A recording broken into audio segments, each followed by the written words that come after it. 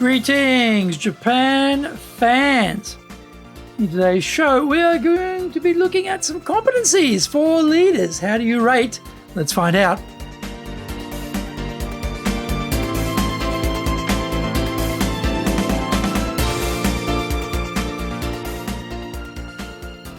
Maishu, arigatou gozaimasu, and welcome back to the Leadership Japan series. I'm your host in Tokyo, Dr. Greg Story, your corporate coaching and training guide, committed to your success, president of Dale Carnegie Training Japan, best-selling author, Japan Sales Mastery and Japan Business Mastery. We are broadcasting around the world from Minato-ku in the center of Tokyo, the business and leadership capital of Japan. This podcast brings insights, examples, experience about leading in Japan. Trust me, it is different here. Don't forget to rate, 5 stars, review. This is an awesome podcast. Subscribe, make sure you get it every week, and share this podcast with others on iTunes. Now, the daily lineup looks like this on iTunes. Mondays, Cutting Edge Japan Business Show. Tuesdays, Presentations Japan series. Every second Tuesday, the Business Touches in Oshie show. Wednesdays, the Sales Japan series. Thursdays, the Leadership Japan series. Every second Thursday, we do the Business Pro Podcast. Fridays, the Japan Business Mastery show. Saturdays, Japan's top business interviews. Now, before we get going, this week's or today's handy Japanese phrase is mochiron. Yeah, of course, sure. Yes, that's it. Mochiron. Sure, that's certain. Mochiron. Yeah, that's for sure. Mochiron. Yeah, of course. Mochiron. Mochiron. Mochiron. Now, of course, this is very useful with friends. Wouldn't probably say that to a client. If they said something, I'd say something like mochiron. That'd be a bit too rude. I would say so desu ne. Sonotori desu ne. Souu koto desu ne. Something like that would be more polite. Well, this is episode number 380.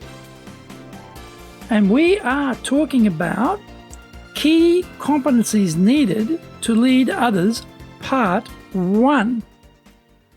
Leading is super easy.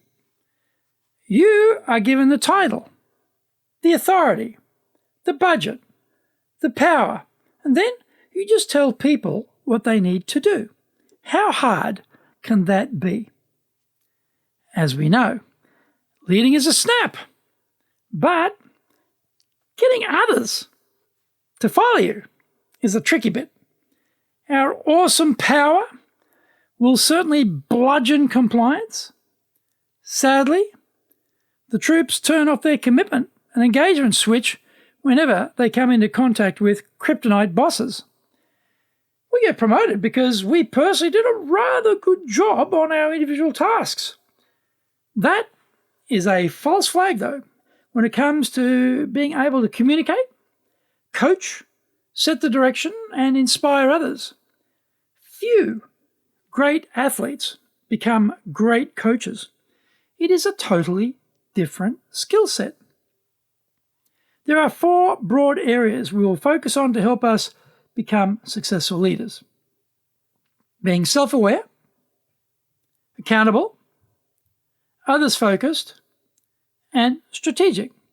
The possibilities are endless, but these 4 areas will serve us well to elevate our thinking about what is required to be a great leader.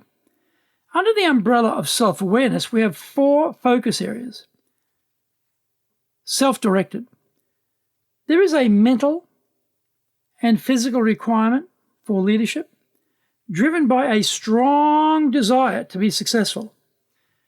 We explore inside ourselves to understand what we need to do and why we need to do it. Someone who can only function on the basis of the advice of others is a follower, not a leader. Of course, taking advice is good, but leaders have their own sense of true north and keep moving forward, charting their own course. Self-regulated. Being a self-regulator requires supreme discipline. Knowing what not to do is as important as making action step choices. Shiny objects abound, multiplying like amoeba. But time, money, and resources are limited. Be it business focus or our temper, We need to rein them both in and assert control. Develops self. Constant application of self-improvement sounds obvious, but many leaders are cruising. The more diligent may be doing a good job working in the business, but they are too busy to be working on the business. Is that you? Technology, society, company culture, and organization development overtake some leaders, and ultimately they are ejected from the firm. Where is the locus of self-development to be found? Good question. And there are multiple options. Good choices will have a lasting impact on our longevity as leaders. Find out more when we come back from the break.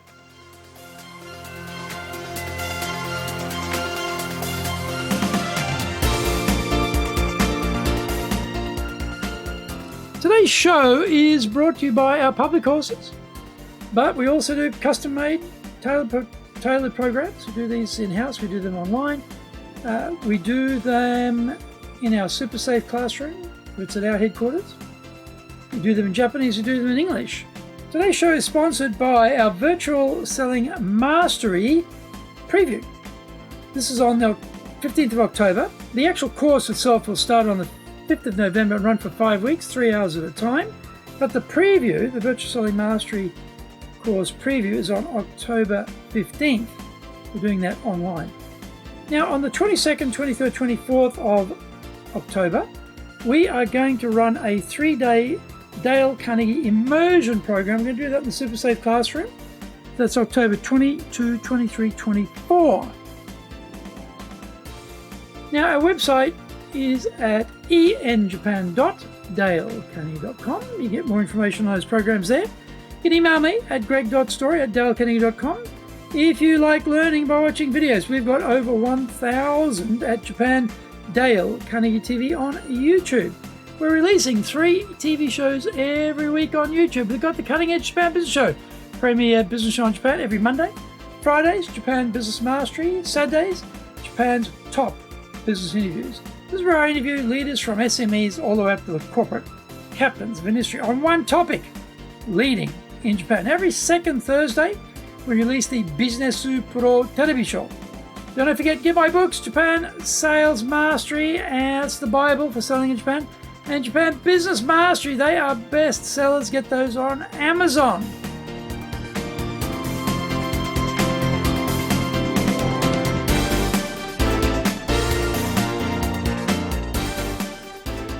Welcome back.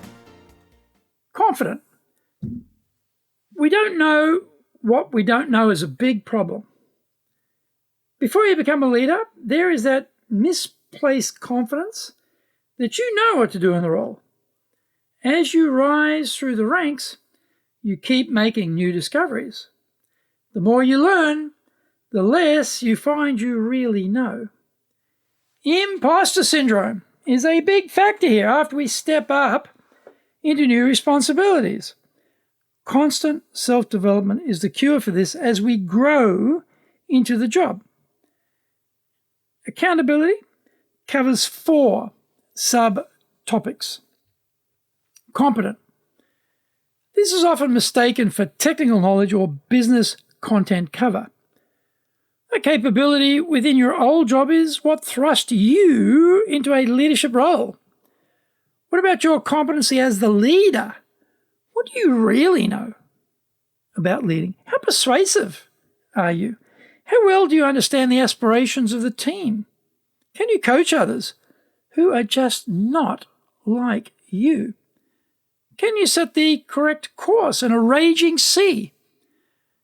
This requires study and doesn't happen by osmosis. Honest and having integrity. Are you honest? Would your people agree? Seeing people as cogs in the machine elevating your brilliant career? Jousting with rivals for the next job, using the team resources for that purpose? And being all about me, is often the leader reality. Think about some of your bosses up to this point. The crust On the top of this reality is a false veneer, disguising what is really going on. Subterranean self-interest is often voiced over with pious pronouncements. Being honest is about sincerely wanting to develop team members, and integrity is what you do or think when no one is observing you. Managers progress towards goals. Obvious, yet are the goals clear to your team? Is there an intelligent plan? Are people engaged and bought in? Are you the pirate captain, simply bellowing out orders and threatening the crew with the plank? Makes effective decisions. When do you know a decision was effective? Certainly never at the time of making it. In that moment, we are working on hope rather than certainty. Are the team convinced of the wisdom of the decision? Was there any input from them? Does our power of personality or position power just crush access to the diversity of opinions available? When it isn't working, are we trapped by pride, ego, and arrogance to keep running faster off the cliff? In part 2, we will investigate being others-focused and strategy for leaders.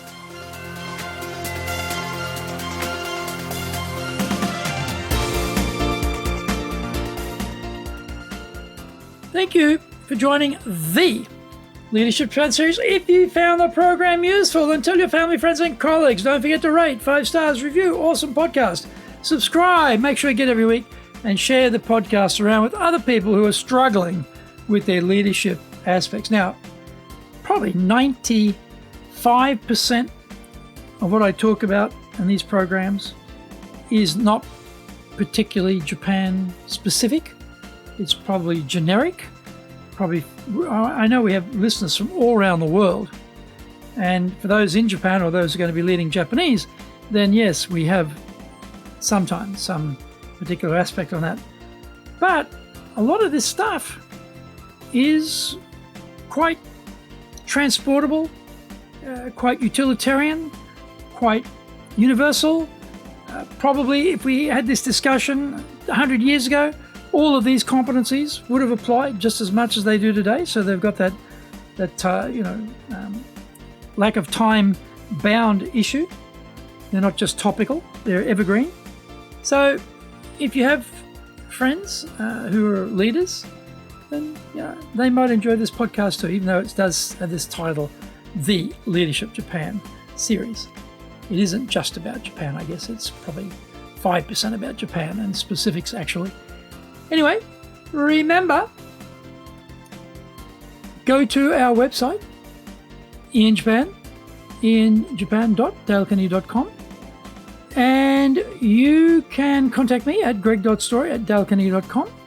Until the next episode, take what you thought valuable, put into action, because idea application is what makes winners winners. So be one of them. Remember, I'm your corporate coaching and training guy, committed to your success here in Nippon.